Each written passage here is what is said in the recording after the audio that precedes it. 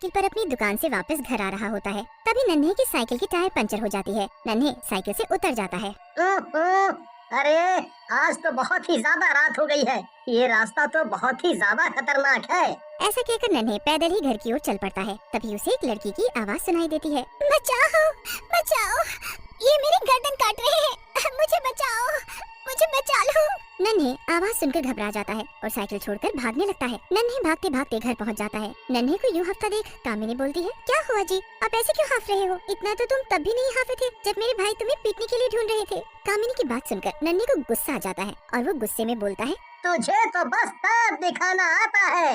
अरे मेरे पीछे चुड़ैल पड़ गई थी डायन, अगर मैं नहीं भागता तो वो मुझे मार डालती, समझी? नन्हे की बात सुनकर कामिनी हंसती है और बोलती है, अच्छा तुम्हारे जैसे के पीछे भी लड़कियां पड़ती हैं। चलो अब मुझे मत बनाओ, चलो चलो चलकर खाना खा लो। फिर नन्हे और कामिनी खाना खाकर सो जाते हैं। नन्हे डर की वजह से अब रोज जल्दी घर चला जाता था, लेकिन एक दिन नन्हे को फिर से देर हो जाती है। नन्हे उसी जंगल के रास्ते घर वापस आ रहा होता है।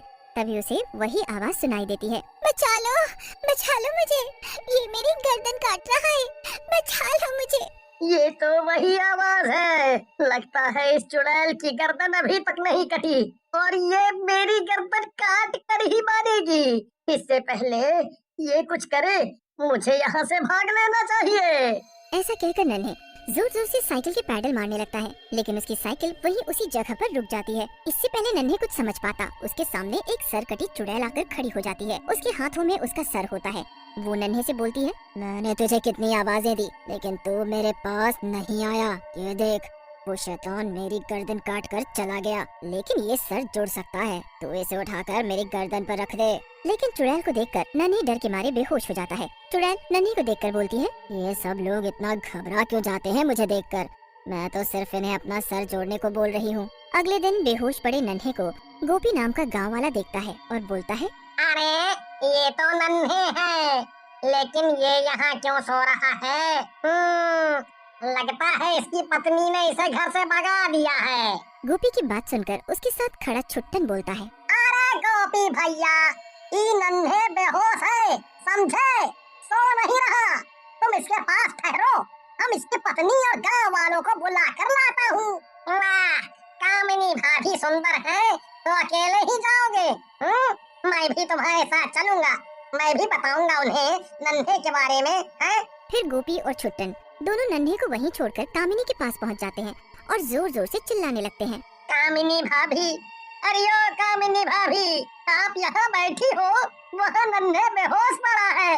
उनकी बात सुनकर कामिनी गुस्से में बोलती है, अरे मनहूसो, वहाँ नन्हे बेहोश पड़ा है और तुम दोनों उठकर यहाँ आ गए ये बात बताने? कोई एक वहीं रुक जा भैया, ये छुट्टन तो वैसे भी शक्ल से चोर ही लगता है मुझे, चलो मुझे नन्हे के पास ले चलो। फिर कामिनी, गोपी और छुट्टन नन्हे के पास उसे लेने के लिए चले जाते हैं। तब तक नन्हे को भी होश आ जाता है। कामिनी नन्हे के पास जाकर पूछती है, क्या हुआ जी, आप बेहोश कैसे हो गए? रोटी तो सही से खाई थी ना आपने? एक रात में ही चूसे हुए आम जैसी हालत लग रही है आपकी। अच्छा हुआ आप बच गए, नहीं तो मैं कभी रंगीन कपड़े नहीं पहन पाती। कामिनी की बात सुनकर नन्हे बोलता है, हाँ, तू तो चाहती या तुम भी ना मजाक बढ़िया कर लेते हो, है? कमजोरी की वजह से बेहोश हो गए और हमें बता रहे हो चुड़ैल देख ली।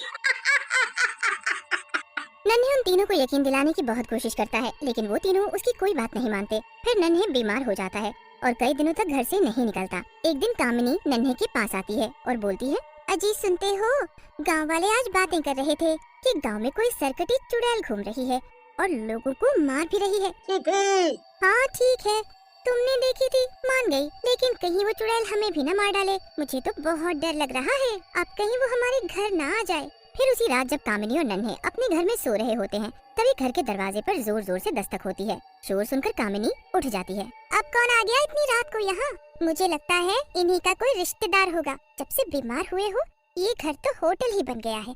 कामिनी गुस्से में बड़बड़ाती हुई दरवाजा खोल देती है। उसके सामने वही सरकटी चुड़ैल अपना सर पकड़कर खड़ी होती है और बोलती है, मेरा सर जोड़ दो, ये सर किसी ने काट दिया है। चुड़ैल को देखकर कामिनी डर के मारे जोर जोर से चिल्लाने लगती है, बचाओ, बचाओ, चुड़ैल आ गई है, बचाओ। लेकिन चुड़ैल कामिनी को अपने कंधे पर लाद लेती है और वहाँ से जाने लगती है। कामिनी की चीख पुकार से नन्हे की भी नींद खुल जाती है और वो बाहर आ जाता है। चुड़ैल को जोर से धक्का देता है, लेकिन चुड़ैल को कुछ भी फर्क नहीं पड़ता और वो नन्हे की तरफ घूमकर बोलती है, तेरी पत्नी मेरे कटे सर को जोड़ देगी और अगर नहीं जोड़ पाई तो मैं इसे मार दूंगी।